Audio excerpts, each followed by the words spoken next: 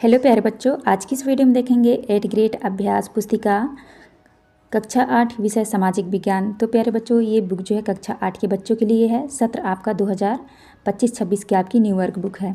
तो आपको जो है इस वीडियो में लास्ट तक बने रहना है, जिससे कि आपको सभी प्रश्नों का जो है संपूर्ण सोल्यूशन आपको मिल सके।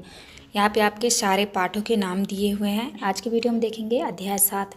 अध्याय 7 में है महिलाएँ, जाति एवं सुधार।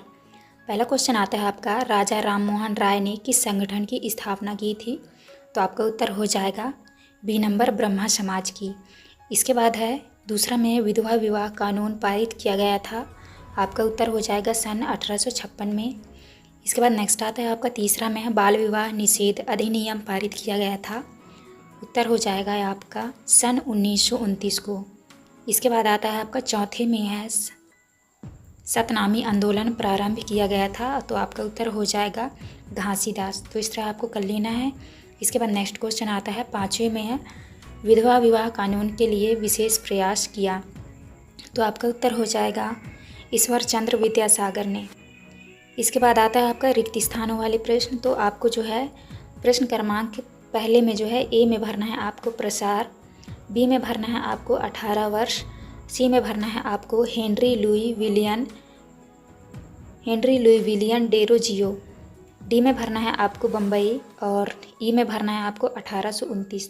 तो आप इस तरह भर लीजिएगा। इसके बाद नेक्स्ट आता है आपका प्रश्न क्रमांक 7 में सामाजिक रीति रिवाजों और मूल्य मान्यताओं में बदलाव किस सदी से आया? तो आपको उत्तर में लिखना है सामाजिक रीति रिवाज और मूल्य मान्यताओं में बदलाव 19वीं सदी में आया। आठवां क्वेश्चन है आर्य समाज की स्थापना किसके द्वारा की गई थी? उत्तर में लिखना है आर्य समाज की स्थापना 1875 में स्वामी दयानंद सरस्वती के द्वारा की गई। उन्होंने शिक्षा एवं ज्ञान में प्रचार प्रसार का समर्थन किया तथा सभी गलत रीति रिवाजों एवं अंधविश्वासों का खंडन किया। इसके बाद 9वां क्वेश्चन है आपका, राजा राममोहन राय को समाज का सुधारक क्यों कहा गया है? आपको उत्तर में लिखना है राजा राममोहन राय को समाज सुधारक इसीलिए कहा जाता है क्योंकि वे मानते थे कि समाज में परिवर्तन लाना और अन्यायपूर्ण तौर तरीकों से छुटकारा पाना जरूरी है। इसके बाद आता है आपका 10वां क्वेश्चन में है 19वीं सदी के प्रमुख समाज सुधारकों के नाम लिखिए। तो आपको उत्तर में लिखना है प्रमुख समाज सुधारकों के नाम राजा राममोहन राय, स्वामी दयानंद सरस्वती, ईश्वर चंद्र विद्यासागर और ज्योतिबा फूले, महादेव गोविंद रानड़े आदि हैं। इसके बाद 11 में है प्रार्थना समाज के प्रमुख कार्य क्या थे? तो आपको उत्तर में लिखना है 1867 में मुंबई में स्थापित प्रार्थना समाज ने जाति बंधनों को खत्म करने और बाल विवाह के उन्मूलन के लिए प्रयास किया। प्रार्थना समाज ने महिलाओं की शिक्षा को प्रोत्साहित किया और विधवा विवाह पर लगी पाबंदी के खिलाफ आवाज़ उठाई। उसकी धार्मिक बैठकों में हिंदू, बौद्ध और ईसाई ग्रंथों पर विचार विमर्श किया जाता था। इसके बाद नेक्स्ट आता है आपका प्रश्न क्रमांक 12 में है महिला शिक्षा को बढ़ावा देने में किन महिलाओं का महत्वपूर्ण योगदान रहा है? उत्तर में करना है महिला शिक्षा को बढ़ावा देने में मुमताज़ अली, पंडित रमाबाई बेगम, रुकैया सखावत आदि महिलाओं का महत्वपूर्ण योगदान रहा। इसके बाद आता है आपका प्रश्न क्रमांक 13 में है 19वीं सदी के मध्य में जब लड़कियों के लिए स्कूल खुले तो लोगों के मन में क्या डर था?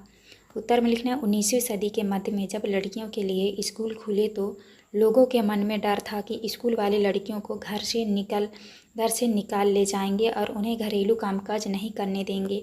स्कूल जाने के लिए लड़कियों को सार्वजनिक स्थलों से गुजर कर जाना पड़ता था। बहुत सारे लोगों को लगता था कि इससे लड़कियां बिगड़ जाएंगी। उनकी मान्यता थी कि लड़कियों को सार्वजनिक स्थलों से दूर रखना चाहिए। इसके बाद आता है आपका प्रश्न क्रमांक 14। प्रश्न क्रमांक 14 में है बाल विवाह निषेध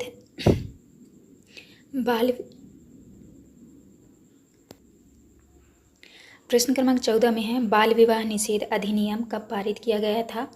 इसमें क्या प्रावधान किए गए? तो आपको उत्तर में लिखना है बाल विवाह निषेध अधिनियम 1929 में पारित किया गया। बाल विवाह निषेध कानून के अनुसार 18 साल से कम उम्र के लड़के और 16 साल से कम उम्र की लड़की की शादी नहीं की जा सकती है। बाद में यह उम्र बढ़कर क्रमशः 21 साल और 18 साल कर दी गई। इसके बाद आता है 15 में है सत्यशोधक समाज की स्थापना के क्या उद्देश्य थे? आपको उत्तर में लिखना है सत्यशोधक समाज 24 सितंबर 24 सितंबर सन 1873 में ज्योतिबा फूले द्वारा स्थापित एक पंथ है। यह एक छोटे से समूह के रूप में हुआ और इसका उद्देश्य शूद्र एवं अस्पृश्य जाति के लोगों को विमुक्त करना था। सत्यशोधक समाज नामक संगठन ने जाति समानता के समर्थन में मुहिम चलाई। तो आपको इस तरह करना है। इसके बाद नेक्स्ट आता है आपका प्रश्न क्रमांक 16।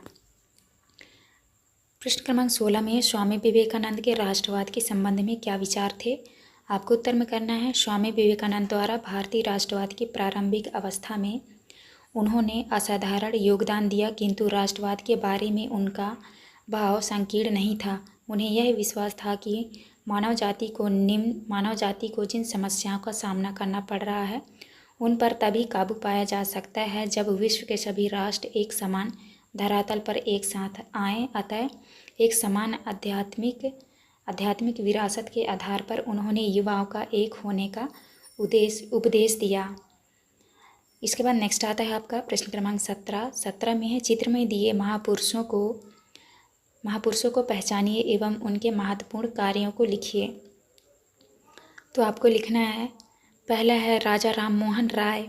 राजा राममोहन राय को आधुनिक भारत का पहला प्रमुख समाज सुधारक और भारतीय पुनर्जागरण का पिता कहा जाता है। उन्हें देश में सती प्रथा और बाल विवाह को खत्म करवाने के लिए उन्हें विशेष योगदान के लिए जाना जाता है। दूसरा में है स्वामी दयानंद सरस्वती। स्वामी दयानंद सरस्वती आधुनिक भारत के चिंतक तथा आर्य समाज के संस्थापक थे। उन्होंने वेदों के प्रचार प्रसार के लिए मुंबई में आर्य समाज की स्थापना की। उनके कुछ प्रमुख कार्य सत्यार्थ प्रकाश, यथार्थ, सत्यार्थ भूमिका, संस्कार विधि आदि हैं। तीसरे में है ईश्वरचंद्र विद्यासागर। ईश्वरचंद्र विद्यासागर भारत के महानतम समाज सुधारक हैं। उन्होंने दर्शन और शिक्षा के क्षेत्र में समान रूप से प्रमुख योगदान दिया। उन्होंने 1856 में विधवा विवाह के पक्ष में एक कानून पारित कर दिया। चौथे में है स्वामी विवेकानंद। स्वामी विवेकानंद आधुनिक समय के पहले भारतीय थे जिन्होंने विश्वव्यापी स्तर पर वेदांत दर्शन के आध्यात्मिक गौरव को पुनर्स्थापित किया। स्वामी विवेकानंद ने रामकृष्ण मठ, रामकृष्ण मिशन और वेदांत सोसाइटी की नींव रखी। तो आपको इस तरह करना है। ये था आपका लास्ट क्वेश्चन। यहाँ पे हमारी वीडियो कंप्लीट होती है। वीडियो अच्छी लगी तो प्लीज़ हमारे चैनल को लाइक एंड सब्सक्राइब करिएगा। मिलते हैं अब नेक्स्ट वीडियो।